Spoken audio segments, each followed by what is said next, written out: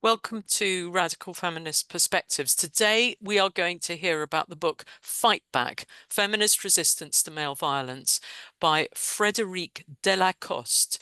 It's being discussed by Lierre Keith and Marian Rutigliano. And so over to you two. Morning. Good morning, everybody. Thanks for being here. Okay, I'm just trying to get this into the right mode. There we go. Okay. Okay, so if you haven't read this book, it's enormous, and it needs to be because it covers pretty much, it's very, very comprehensive. And it dives into a lot of this entire scale of what activism is and what it might be, and all the real complexities about different kinds of activism. Um, and it was published in 1981, and I think I read it in 1982. So this book has been in my background at least for a long time. It had a huge impact on me when I read it for sure. But I don't think it made it across the pond. So those of you in England or Europe, you had apparently not really heard of this book, and that's a shame. So we're bringing it to you so that you can hear about it. And one sort of caveat maybe is that there is some very disturbing material in here, especially the very first essay is a survivor story of some pretty horrendous male violence, and that is sprinkled throughout the book. So just be prepared if you do decide to delve into this. So, Marian, what else do you want to say? No, you're right about that first essay. Nothing that happened to that woman had ever happened to me, but it was hard to read all the way through at one sitting. I had heard of this book but had never read it, and I found it online. It had been deaccessioned from the library at a Jesuit seminary in Minnesota. So it had some widespread appeal, and apparently people were reading it in a lot of different settings.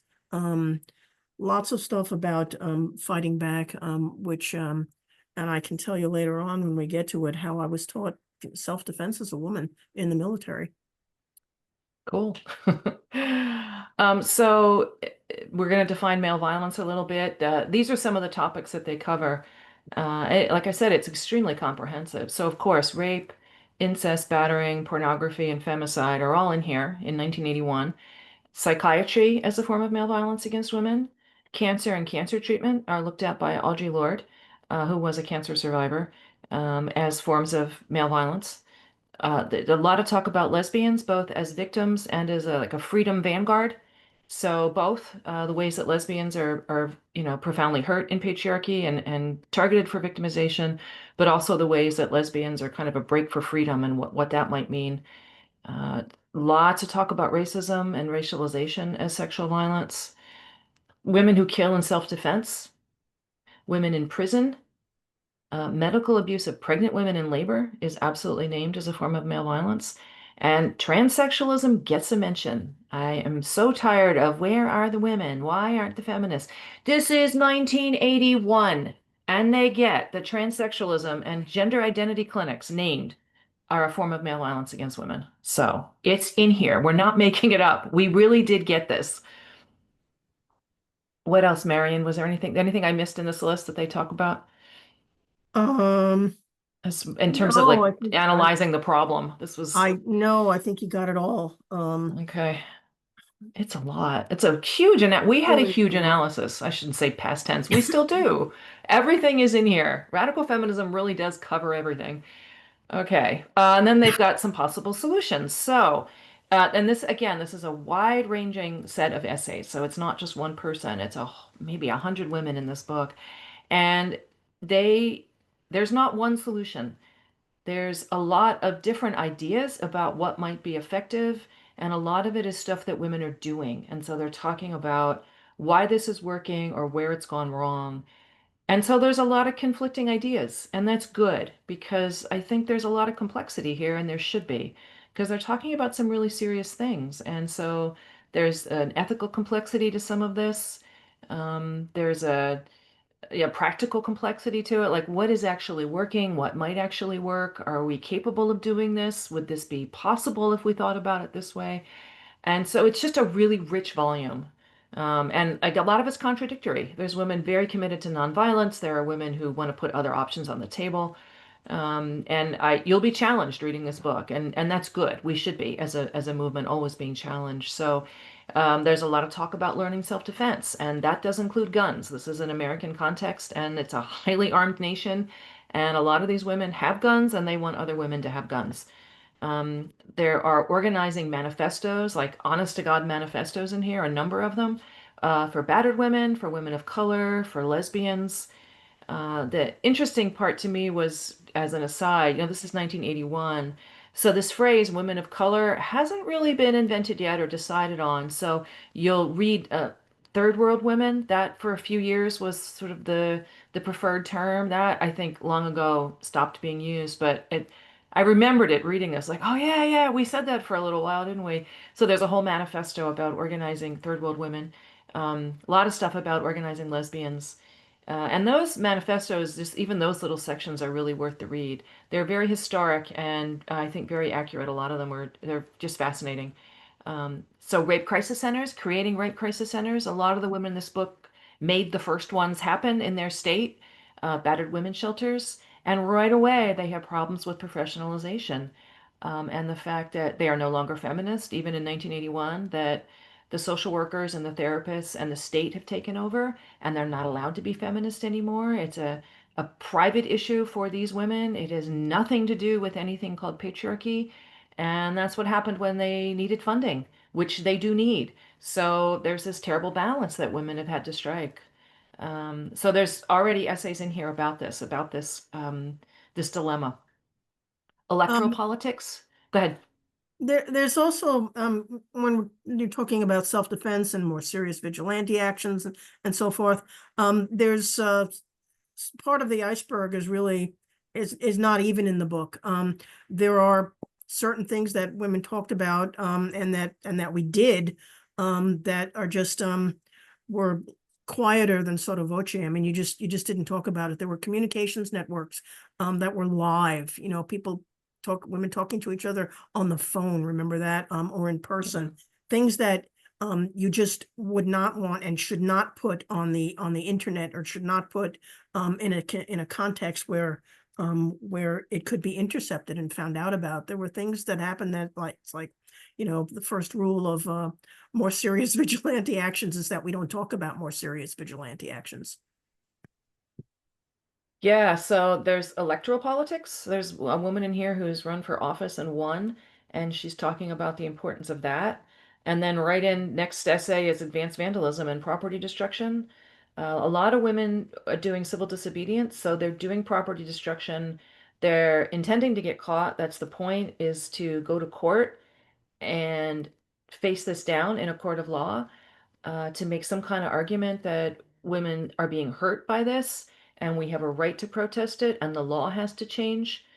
And then there's women doing property destruction and hoping to get away with it, that they're hoping something will change if they change the messages across the culture, or even if perhaps could do enough property destruction that, the porn industry would feel it, that you could dissuade men from doing this if en masse enough women could go after the porn industry or some of these other destructive practices, that perhaps this would be a way that we could fight back in a way that was materially had an impact. So those are very different things, all three of those, and all three of those perspectives are represented in the book. So again, civil disobedience. There's mass protests. A lot of women call for mass protests. There's a whole chapter on the Women's Pentagon Action. There's photographs from it.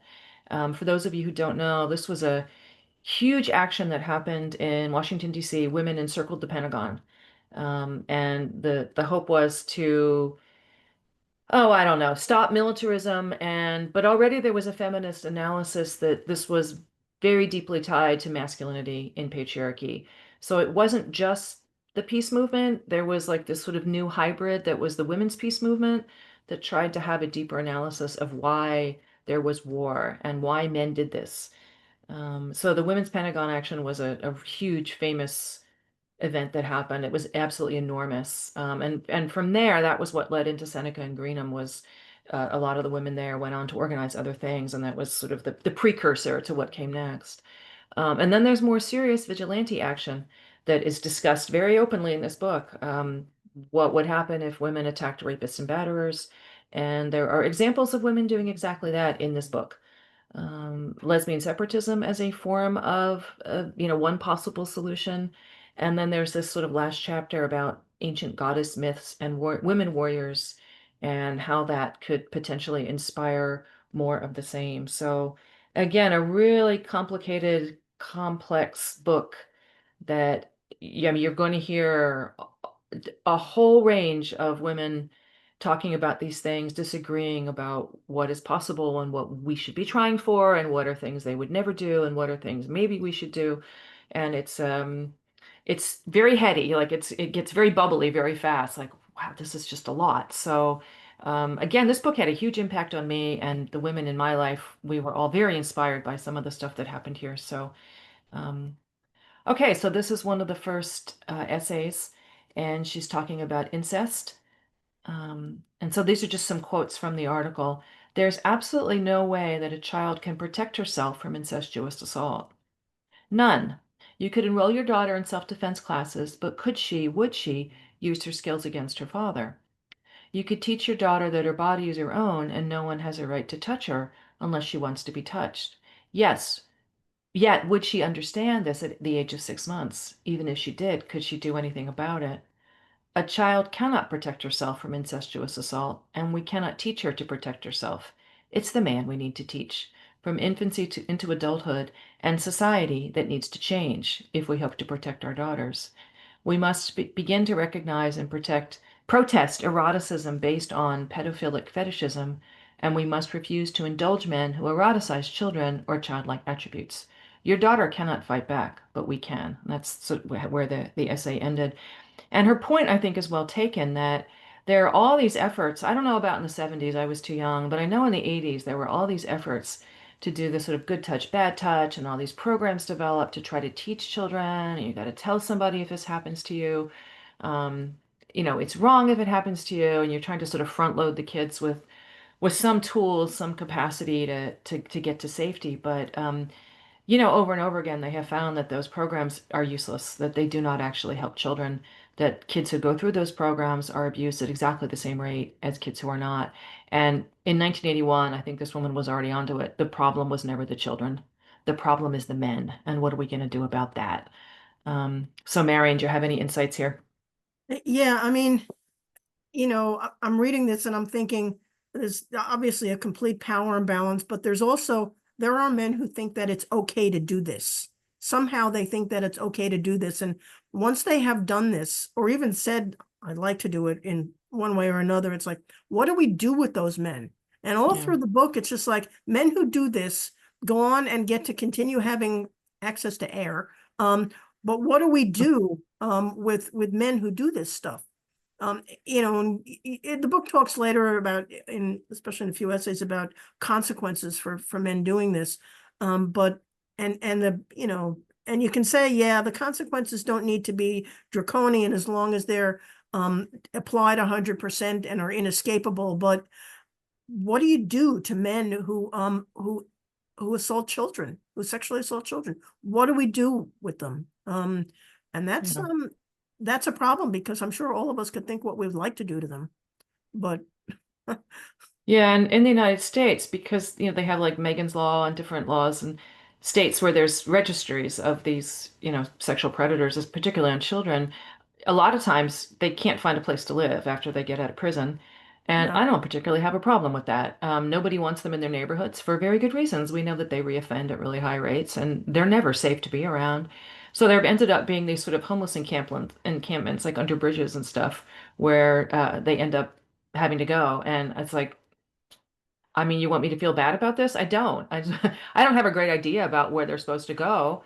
I don't believe in the death penalty. I'm not sure why I don't believe in the death penalty at this point in my life, but I don't. I don't think the state should kill people. I mean, that's just the bottom line to me. But what then? Because they're never safe to be released.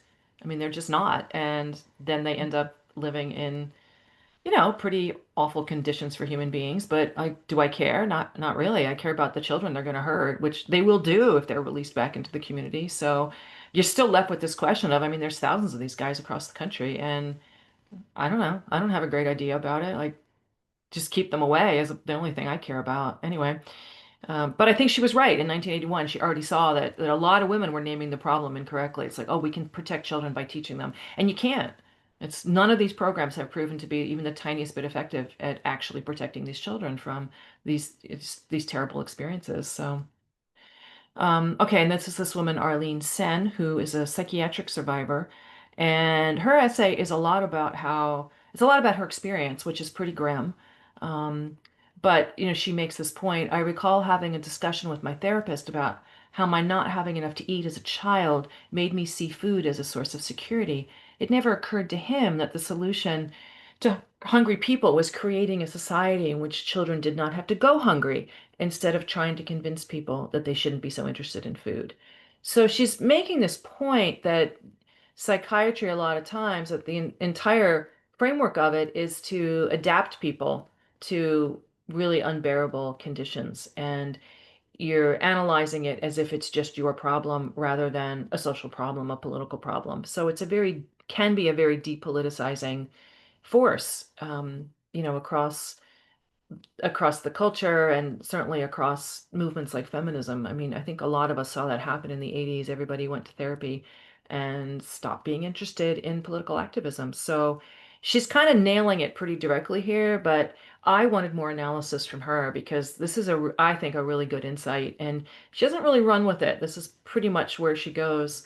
And then this other paragraph that I loved, the psychiatric field is also patriarchal because it sees people as objects to be labeled, objects to be treated for symptoms, not whole people dealing with the same stresses that others, not considered crazy, are. Psychiatry prides itself as being scientific, the same sort of rationality that has given us nuclear weapons and power.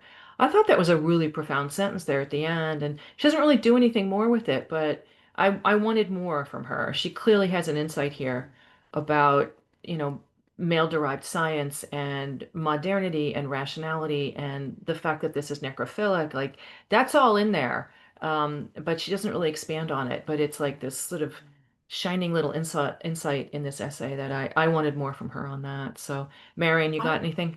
I wondered when I was reading that, as if psychiatry had worked a little bit in her, because so much of it is to just like, pacify or make women more Yeah, docile.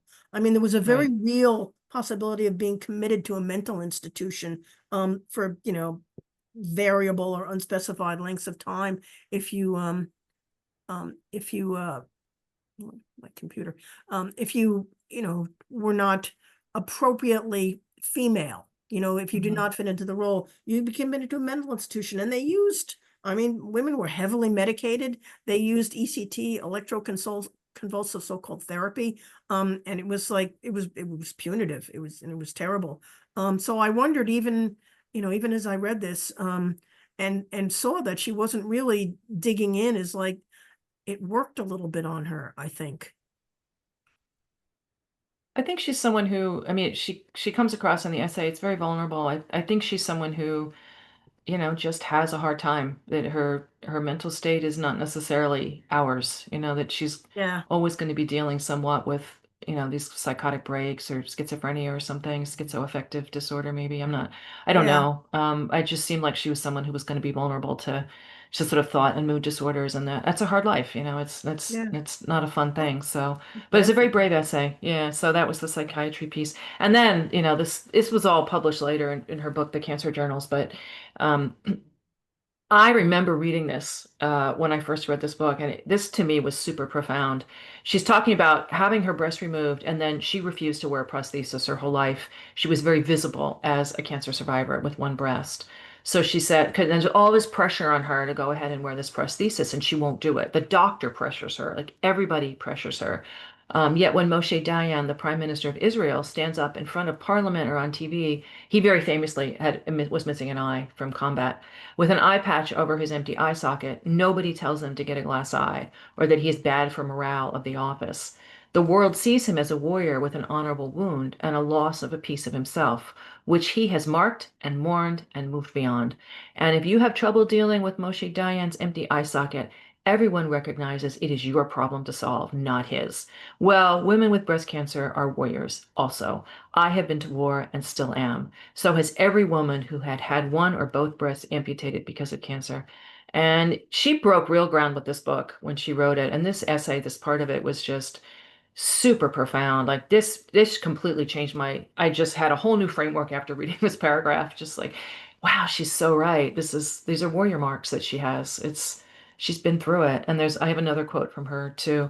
The idea that the cancer patient should be made to feel guilty about having had cancer, as if in some way it were her fault for not having been in the right psychological frame of mind, um, at all times to prevent cancer, is a monstrous distortion of the idea that we can use our psychic strengths to heal ourselves, to help heal ourselves. Let us seek joy rather than real food and clean air and a saner future on a livable earth, as if happiness alone can protect us from the results of profit madness. The happiest person in this country cannot help breathing in smokers' cigarette fumes, auto exhaust, and airborne chemical dust, nor avoid drinking the water and eating the food. The idea that happiness can insulate us against the results of our environmental madness is a rumor circulated by our enemies to destroy us. That is beautiful. What do you think, Marian? I think, and you know what I'm a physician, and there were, patients are said to be really good patients. He's such a good patient. She was cheerful all the time. She went along with everything. I mean, that's what makes a good patient. The Order she just wanted to survive. They kept Yeah. they kept stressing the cosmetic aspects, but she just wanted to survive. And there was an article published recently in the medical literature that patients who are deemed difficult, and the more difficult they're felt to be, the better they do. And it was across all diagnoses, including cancer. Really, really difficult patients, they do better. They get better faster. They need less pain medication. They have less side effects. They get out of the hospital quicker, the more difficult they are. And by that, they meant asking questions and saying, no, I want to do it this way. This is my life. It's taken, and you don't see articles like that. Articles like that were published back even in the 1980s in things like the nursing literature, but you didn't see it so much in the medical journals for physicians. But there was a recent article that made it to the medical literature for physicians that said, you're really, really difficult patients. Have you noticed they do better? Be a difficult patient.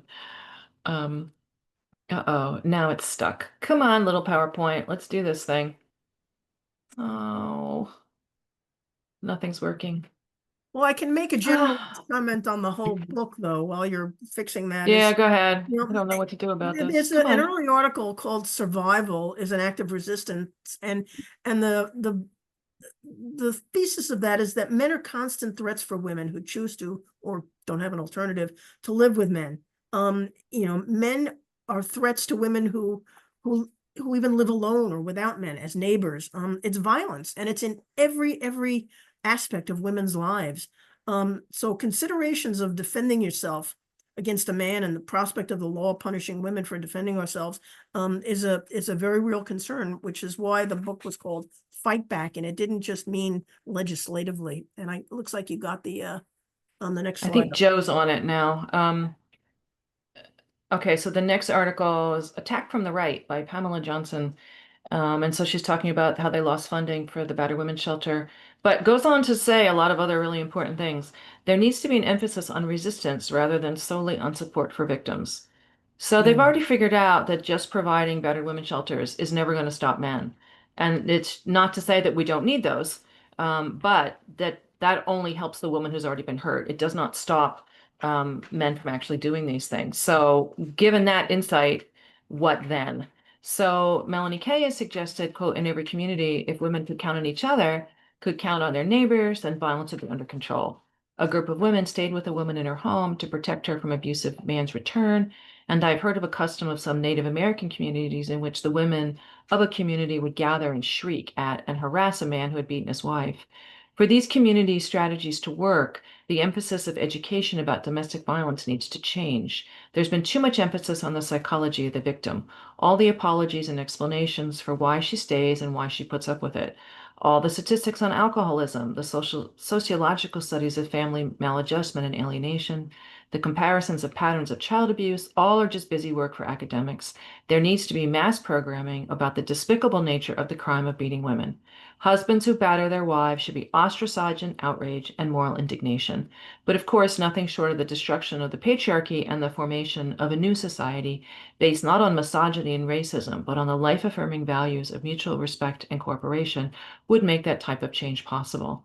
So this is the idea of we could actually stop these men and we don't need to become violent ourselves if enough of us just do it, if we make it unbearable for the men, like just socially, if we shun them, if we interrupt them when they're doing it, and we make sure that that woman is always granted safety, they would stop. This would be enough of a deterrent. And I've actually seen this in real life. This was many years ago now, but where I used to live, there was a community of refugees from Tibet. And, you know, Tibet is a deeply Buddhist country, and very, very nonviolent people. They really hate violence of any kind. And there was a man who had gotten established in America first in this community of refugees, and then a few years later, he brought his wife over. Well, in the meantime, being in America, he had socialized to a totally different kind of culture, and at one point he hit her. And it's very interesting what happened next, because number one, she left immediately. There was none of this like psychological, grooming of her to finally accept the violence. She left the moment he hit her.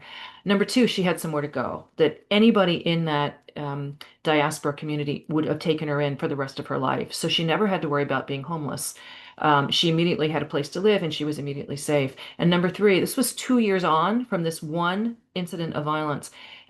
Everywhere that man went, if he bumped into anybody from his community, they shunned him utterly. And they would literally just do this with their hands and they would turn so that they couldn't even see him. So this was 2 years on. They were still shunning him for this act of violence. That to me is a pretty good deterrent. I mean, as a concept, it could work. But she's right. We would have to live in tight enough communities that we all knew who the man was and that we all had some kind of loyalty to the woman. And this is why in matrifocal gynocentric communities, historically, there's no violence against women because it's not possible. If you raised your hand to a woman, her brothers would be on you in a heartbeat. Nobody would ever want you again. You would be thrown from the community, out into the woods to live on your own. Like it was just unthinkable. So, could we do this? I don't know. I mean, it would be great to try it hard in a modern society where we don't even know our neighbors' names, but um, an interesting concept, and I have seen it work. So yeah, that's a thing. Marian, anything you want to throw in? Yeah, it needs to be systemic though. I mean, Yeah. just talking about women experiencing violence in every single aspect of their lives. That's not individual men, that's systemic. And then the solution has to be systemic as well. It talks about right wing and right wing men and right wing men view women as personal property, left wing men viewing women as public property. So if it's just, I've seen in families where you beat up my sister, her husband beats her up, and the male brothers go and they beat the crap out of the guy who beat their sister up, but then they go home and they beat their own wives. What you're talking about, and it should be really very clear, and people should know, it's not just your brothers going and beating up your husband who beat you up, which I kind of don't have a problem with that, but it's more than that. It's systemic, and it's that the brothers don't go home and beat their own wives. Nobody does. It is systemic, and the woman has an entire supporting community of other women that help to enforce this, you're dead to me kind of thing. Right. Okay, Joe, next slide. Sorry, mine froze. Okay, Women in Violence, Melanie K. This essay is amazing. So these are just some excerpts. A lot of it is like this. It's just sort of single sentences. Um, and she doesn't use capitalization, so this is not a mistake. This is how she wants it on the page. The state of war waged on all women by men who are overtly violent gives all men power. Rapists and batterers are the military arm of patriarchy. This is profound. She's exactly right. Men abuse us because they can get away with it. Our task then is to make abusive women more and more risky, something men can't get away with. Okay, next slide. I've got a few more from her. Why wait for the next emergency, for the next woman in danger to choose self-defense at great cost to herself? Why not create our own emergencies? Imagine every day in the paper, instead of a story about a woman who was attacked, raped, beaten, tortured, and/or murdered, information which certainly has its effects on us, there were a story about a rapist or batterer who was beaten, shot, stabbed. Even public humiliation would be better than nothing. How long would it take woman haters to get scared? How can I take part in this resistance? The implications of what I'm saying do not escape me. I am frightened to write about them openly. There is danger in fighting. There is also danger in not fighting. What do you think, Marian? You know, you'll hear people say, it's like, why does he keep doing that? Because there are no consequences for not doing it, for doing it. There are no consequences. People do things that they shouldn't do. They're violent against other people. Men are violent against women because there are no consequences sufficiently negative enough to outweigh any pleasure they get from doing it. You know, the book, Why Does He Do That? You know, Why Do Men Abuse? Yeah. He comes to the conclusion, like, number one, they do it because this is what they were taught to do. This is what they were socialized to do. And because there are no consequences for doing it. And the consequences, whatever they are, and we can argue about death penalty, not death penalty, but whatever they are, they have to be 100% of the time inescapable and sufficiently negative, whether it's draconian or not, sufficiently negative to outweigh any pleasure that they get from doing it. And make no mistake, men get pleasure from this. And the book is sprinkled with examples of women doing these kinds of direct actions against rapists and batterers. So some of it is women going in a group and confronting the man, like at work, saying, "You're a rapist. I want everybody to know what you did to me," telling the story of the rape. And, hopefully that woman feeling empowered by that, but also, trying to do the public humiliation part of this. So if this happened everywhere all the time, would that have enough of an impact if men were just named like that in public? And then that next model of, okay, we're going to surround this woman, we're going to go live in her house, and we're going to make sure that this man cannot get to her physically anymore. So forcing him to move just by being there all the time. And then on to actually attacking these men if he's a known rapist or batterer, and some of the things that women did, putting men in the hospital, serious enough assaults that um, that they were, in fact, needed medical attention. And these things did really happen. For a fact. These are not just, um, visioning or, imagining. These aren't imaginary tales. These are things that women really were doing in the 80s, so, or probably in the 70s as well. Anyway, this is the discussion about it. Is this useful? Does this work? Could we do this? Could we make it unpleasant enough for them? Could we make the consequences? Because the law certainly is not applying those consequences. So, okay, next slide. And there's this beautiful artwork throughout, so I just wanted you to see some of that as well. Withdraw your energy from the patriarchy. Live your future visions, not your past pain. And here her head is this elemental whirl of thunder and lightning and clouds and sun and moon. So, and she's breaking her chains. Okay, next slide. On a practical note, there was a comment in the chat about putting up posters. Men now, there's online stuff about, this is my rapist and he did this, and men are now sometimes suing women for you can't prove it, this is defamation, this is whatever else.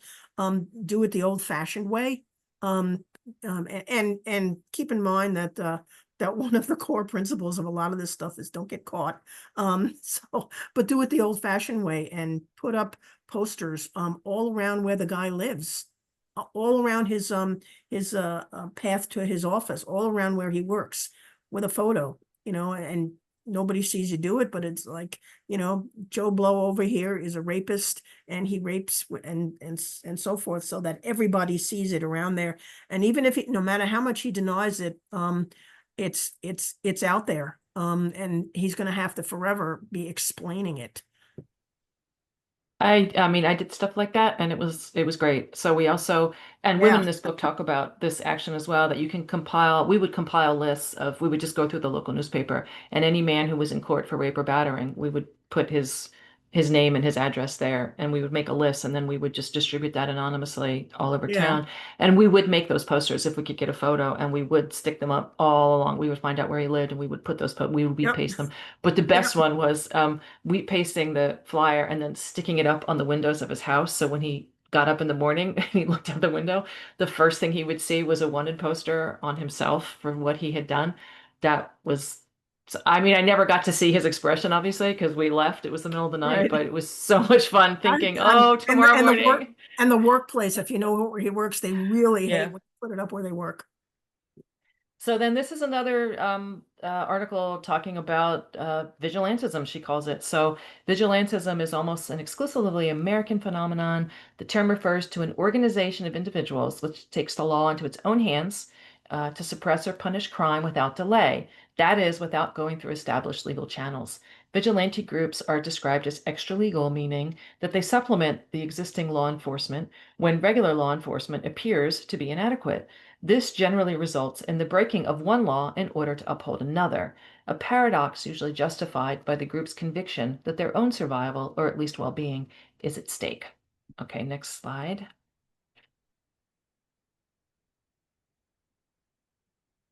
The vigilantism discussed so far is actually only one part of a larger effort by feminists to challenge the patriarchal laws.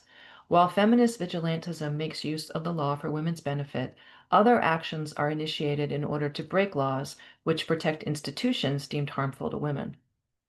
And because a fair application of patriarchal law on women's behalf is itself the stuff of fantasy, women's challenge of a law cannot be easily categorized into action which selectively upholds a law, technically vigilantism, and action which exposes the anti-women bias of the law, aggressive protest. That's usually what civil disobedience is about. Women have legitimate reason for wanting to take the law into our own hands. Very often, it seems, we have no access to it. So, vigilantism, this is an article arguing for it. Well worth the read.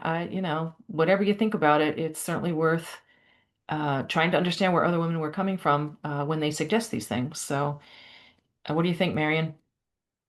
Um, don't get caught is still a good idea, but that's a little harder when you're just like out there publicly doing vigilantism. You know, at least omerta. Don't rat out your sisters. Right. And there's this balance because there's times when you want your day in court, and there's women in this book who go to court, who do these actions, and they do it very publicly in order to get caught so that they can argue in court it's unbearable what's happening to us, and that law should outweigh the one that protects the property. The one that protects women we shouldn't be torturing human beings and calling it sex and distributing it for mass profit. Like this is just wrong. So they get their day in court. And then there's the women who are trying to get away with it. So these are very different things, and you sort of have to pick your lane. Okay, next slide.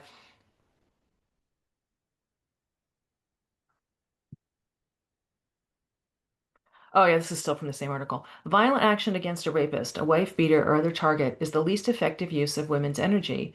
So after arguing for vigilantism, she's also arguing that she doesn't want it to be violent. So it's just an interesting perspective. It perpetuates the cycle of hatred and violence on which the patriarchy thrives and fails to satisfy even our need for revenge. Actions primarily motivated by revenge are futile. Our rage is deep and complex and not so easily satisfied. To seek violent revenge, even against one rapist, forces us to become too much like the rapist whose actions we abhor. Ultimately, since concentration on revenge feels empty because it can only help keep us down at the attacker's destructive energy. Far superior and constructive are those actions which demonstrate women's courage and ingenuity and use positive energy, and especially those actions which return energy to women. Life-enhancing action is accomplished when we band together for self-defense, when we prepare a safe space in which a woman can confront her rapist, when we stand guard and protect each other in our otherwise unsafe homes. All these actions strengthen women's concern for each other while they undermine the male system, and so are effective. So this is her argument, take it or leave it. It's a different view on this than some of the others, and yeah, I don't this is the complexity of it, that I do think it harms us to do violence to others. whether or not that harm is desperately needed. Somebody has to do it. I get it. But I don't think it's good for us to be forever for human beings to hurt each other. So it does leave us in this moral bind. So she's arguing there must be a way to do this where we don't have to become violent to other humans. We could do this in a way that, wouldn't inflict that harm on us and continue that cycle. I don't know. You could argue against this as well and say it's because there's women doing it in this book too, and they seem fine about it. So that's the complexity of the discussion. And this is the kind of stuff we would be up all night talking about back in the day. So, Marian, what do you think?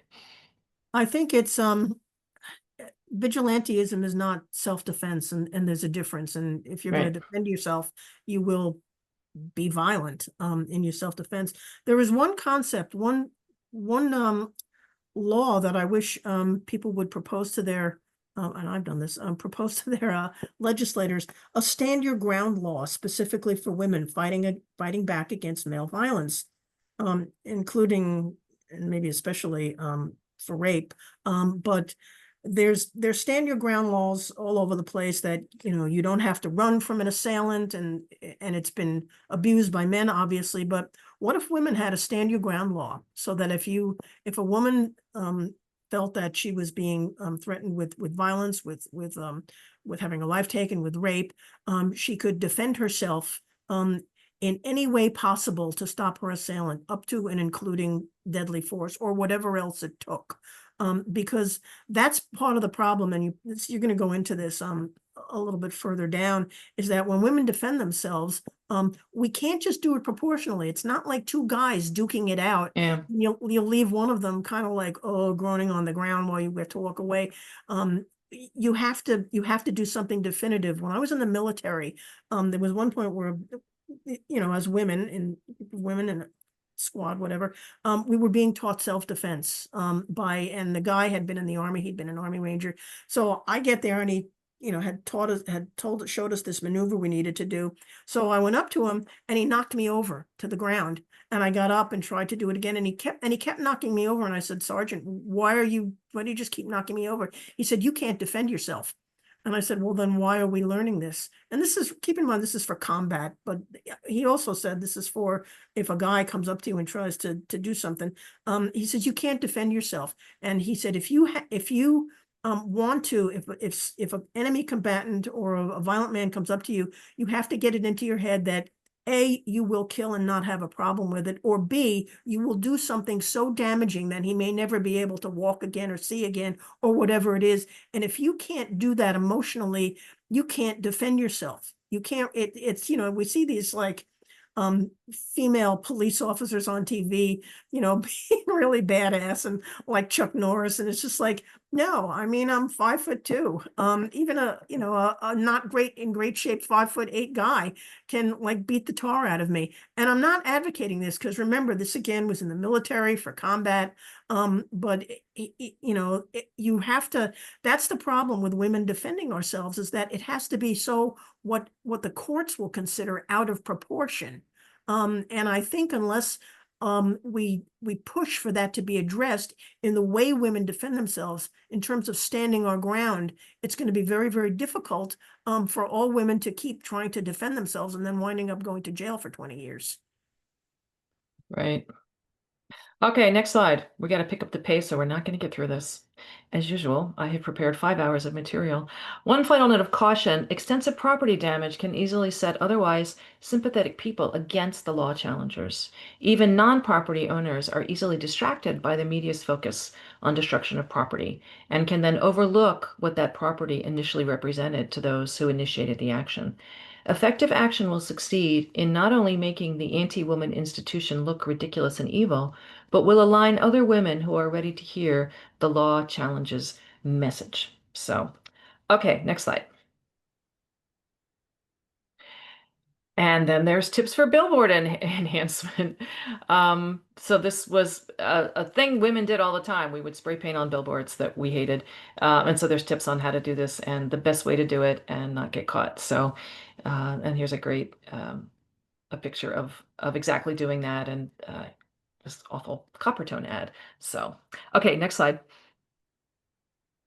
And then there was this, men and women were created equal, and Smith and Wesson makes damn sure it stays that way.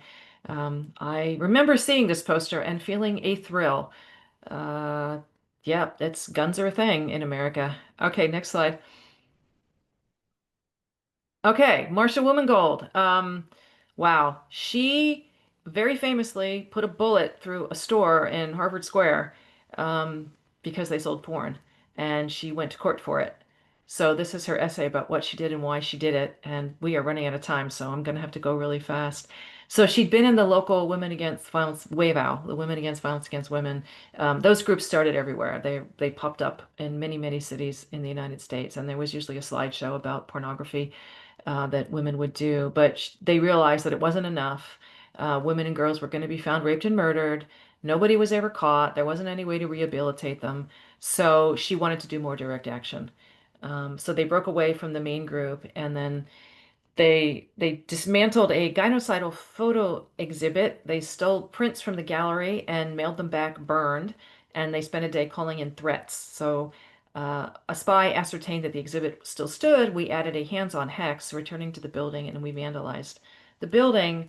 This time it worked. They took down the photos to safeguard them. So next slide. So then on April 11th, she sees Mitch Mackenzie's video Shoulder to Shoulder, which I think Joe did Shoulder to Shoulder on one of these seminars. It's a fabulous book about the suffrage movement, the militant suffragists in England and how they won the vote. And it's well worth the watch if you can find it, but read the book if not. So they broke store windows and they burned down buildings, and their motto was no surrender. And Marcia found incredible inspiration in this and decides it's time.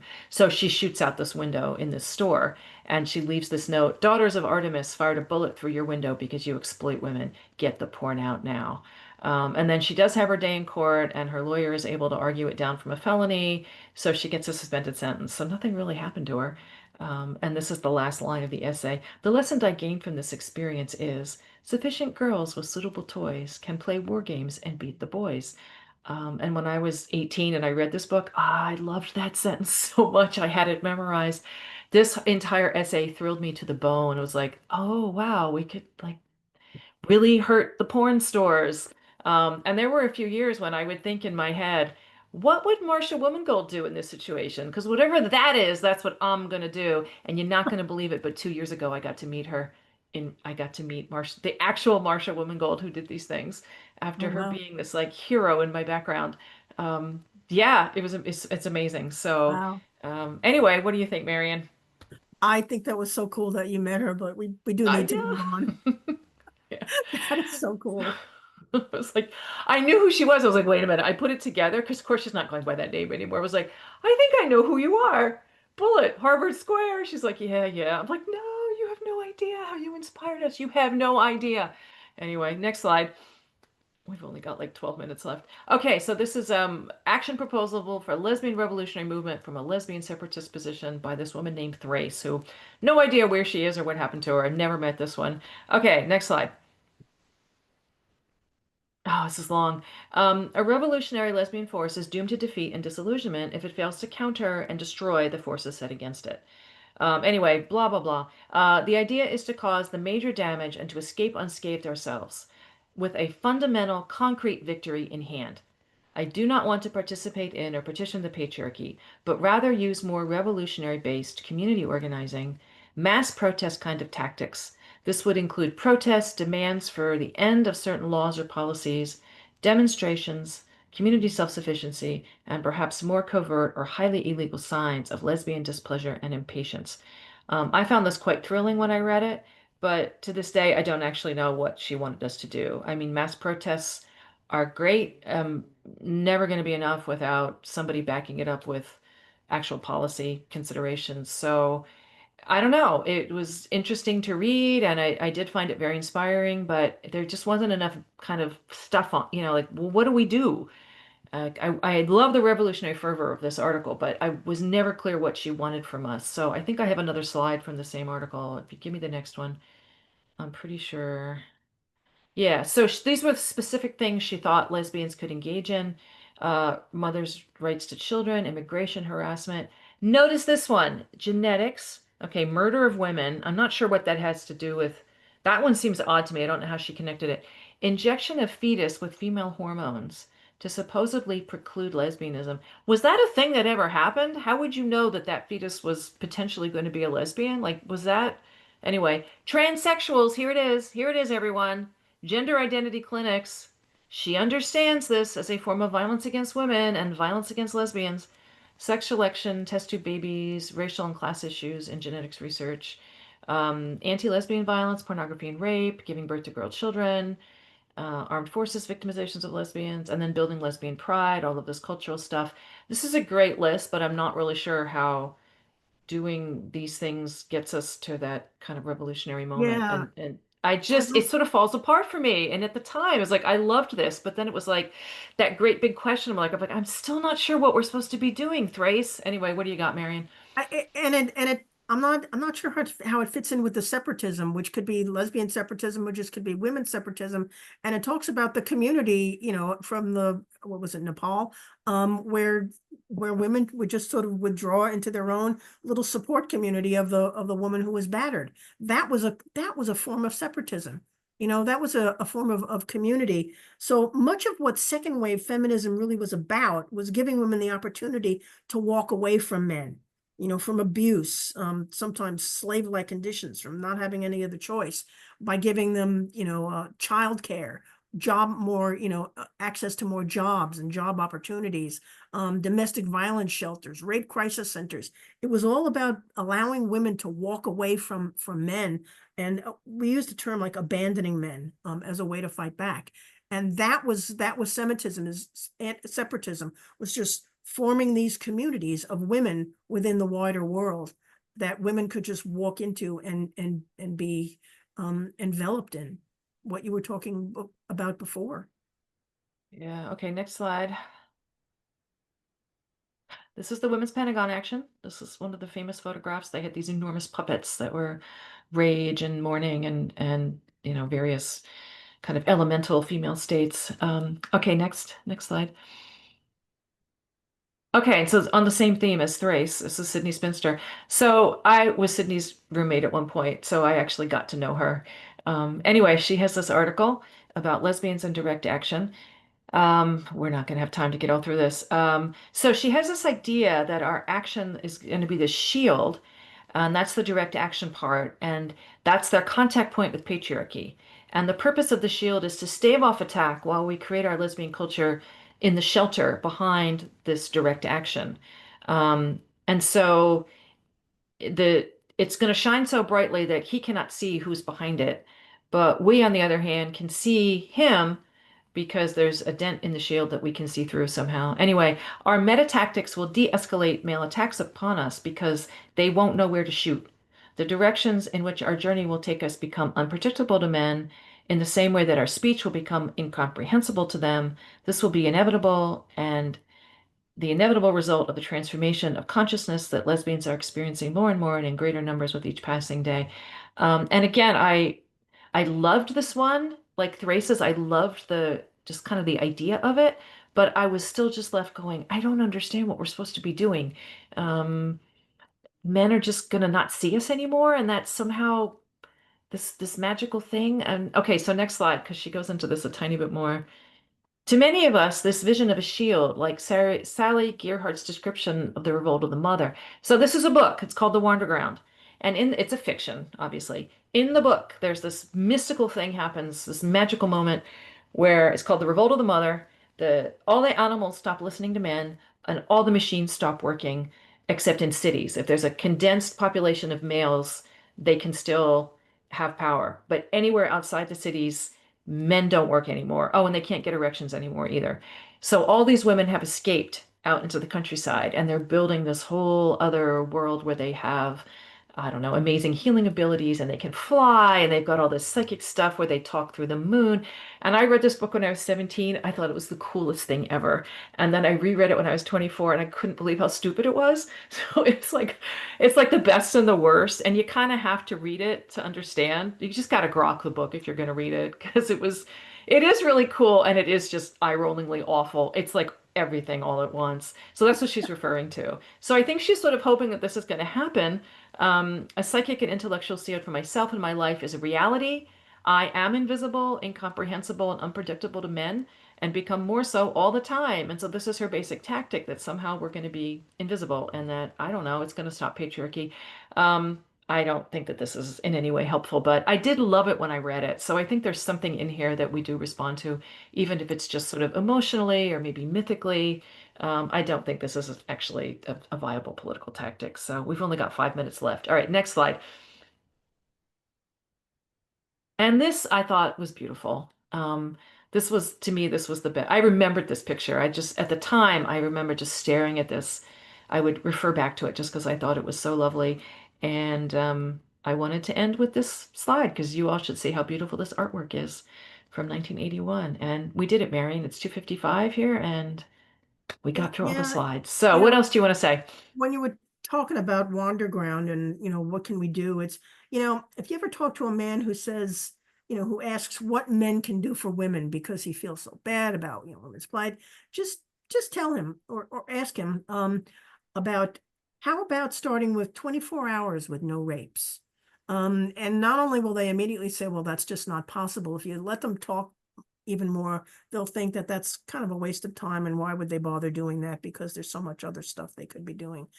Ask any, I've done that, and I know other women who've done that. So just, if a man ever says, how can I help, it's like 24 hours worldwide, no rapes. And they'll just be baffled. Yeah, this was a really good book. There's a lot of, controversial stuff about how violent do you get or not get, and some women will say women should never do what men do. Actions in and of themselves may depend on context. In some instances, it's different when you're defending yourself rather than when you're actually attacking somebody to get something that you feel will make you happy, or because they've ruffled your feathers. And I there's, there are some things I think we should shy away from. But I think we need to form communications, and it needs to be not just like, online. If there's one thing we can do, you were talking about all these different things. I mean, to start in where you live, in your community, and make connections to other women, so that women they can abandon men, they can walk out of relationships, they can walk away. That is something that we can do, that we can start with, 4 women, 5 other women, and it magnifies and multiplies. And what did you think about that kind of more spiritual, we're going to have this shield that protects us and be invisible, and like, did that stuff ever appeal to you? Yeah, it kind of The did. Wanderground thing, or were you just Well, I already? thought it was an awful book, but I kind of like the idea of, yeah, really. And I was embarrassed because everybody was raving about it, and it's like, well, And you were too sensible to fall for it. sucked. But I do like the idea that this is spiritual in some way, and that's a very personal thing. But the person to woman to woman to woman to woman, multiplying and multiplying, that's a spiritual concept that is, I mean, that's in Alcoholics Anonymous. It's just, one alcoholic talks to another, and it builds a spiritual community that probably has, whatever else you may feel, but probably has saved a lot of people from dying a death from alcoholism. But it can save a lot of women from dying a death from men. And I think we need to be Well, I mean, the concept of ultimately, abandonment. that's what feminism is one woman Yep, talking to another, and then yep, another, and then yep, seeing the pattern, and then developing political theory about it. So we just need more solutions because yep. so far. Start we war. No, I mean, great things have happened. There's so many, I mean, it's like the best and the worst, right? Because I mean, there's so much happened in the 70s and the 80s, and we got so much done. We rape shield laws, and sexual harassment was developed as a concept. And I mean, there has been, at least on the surface of the culture, there is some knowledge, that it is wrong to hurt women. And then you have this countervailing force of like pornography and pop culture, which is telling the exact opposite message all the time. So which one's going to win? And that's hopefully we can have some influence over that. But anyway, we've got like 30 seconds left. Read this book, everybody. It's so good. You will not be sorry that you read this book. It's so dense and so rich. You don't have to read it like a novel. Just dip into it. Just dip in. Yeah, it's you'll be challenged on every page. So yay, we did it. 3 o'clock. Well, it's 6 a.m. here and probably There. whatever it is for you over there.